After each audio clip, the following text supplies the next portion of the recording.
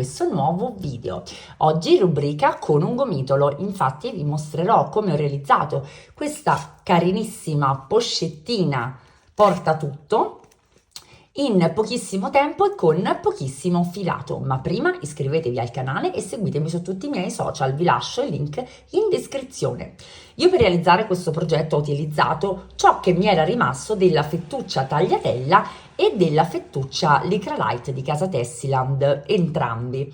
Ho abbinato una piccola zip e uno scampolo di fodera, ma vi linkerò tranquillamente il procedimento per realizzare il tutto e per incorporare appunto la fodera alla lavorazione.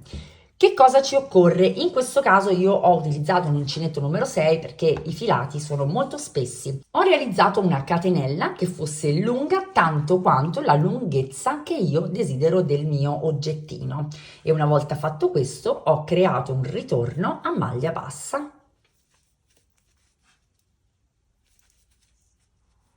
Una volta tornata indietro, senza fare aumenti di nessun tipo, mi sono diretta nella parte inferiore della prima catenella realizzata, sempre con una maglia bassa, in questo modo.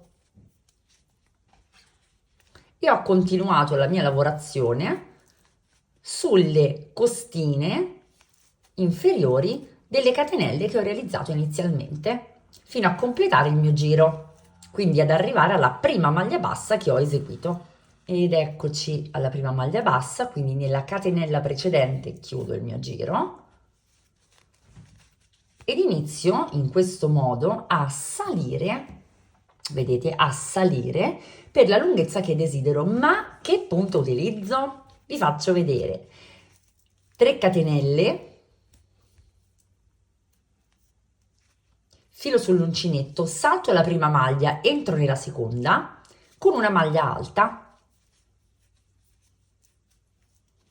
filo sull'uncinetto, torno indietro al punto che ho saltato, quindi mi inserisco nel punto non lavorato precedente, tiro un po' la lavorazione e chiudo tutto insieme creando un incrocio. Filo sull'uncinetto, salto il primo punto utile, entro in quello successivo con una maglia alta. Filo sull'uncinetto, entro nel punto saltato e replico. Creo quindi un giro fatto di questi incroci e il punto è sostanzialmente questo. Concluso il primo giro, mi chiudo con una maglia bassissima nella terza catenella, vedete qui ho tutte le mie chiusure, e vado ad alzarmi con 3 catenelle, volto il lavoro, salto un punto e in quello successivo realizzo la mia maglia alta, filo sull'uncinetto, torno nel punto saltato, maglia alta. La sequenza è sempre la stessa, è un punto maglia alta incrociata che va ripetuto per tutta l'altezza che desiderate.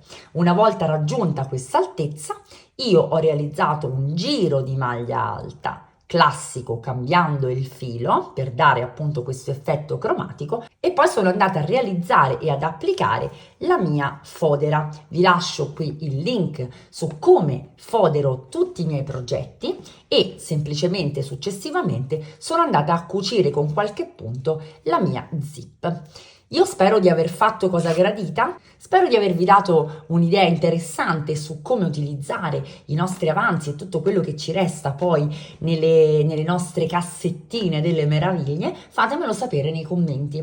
Iscrivetevi al canale e seguitemi su tutti i miei social, vi lascio il link in descrizione e io vi do appuntamento alla prossima con un gomitolo.